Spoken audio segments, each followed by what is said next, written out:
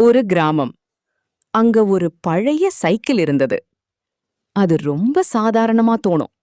ஆனா அதுக்கு ஒரு கதை இருந்தது. அந்த சைக்கிள் அருண் என்ற பையனுடையது. அவன் தினமும் அதில் பள்ளிக்கு போவான்.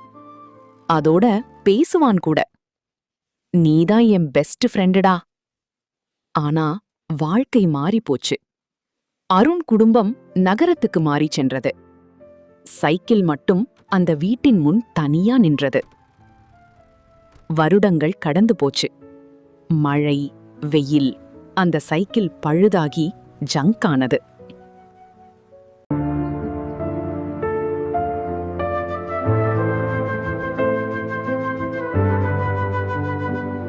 ஒரு நாள் ஒரு சின்ன பையன் அந்த சைக்கிளை பார்த்தான்.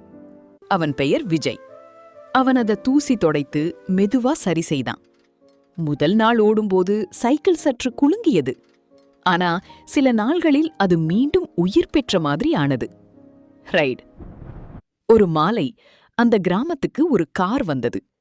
அதிலிருந்து ஒரு இளைஞன் இறங்கினார். அவர் யாருன்னு தெரியுமா? அருண்.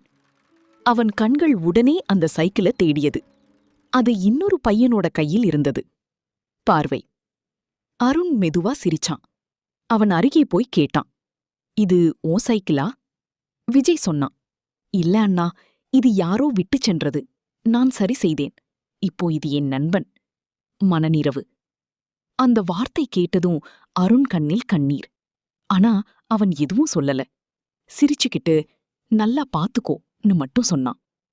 மோளு. அருண் புரிந்து கொண்டான். நண்பர்கள் மாறலாம், ஆனா நினைவுகள் எப்போதும் வாழும்.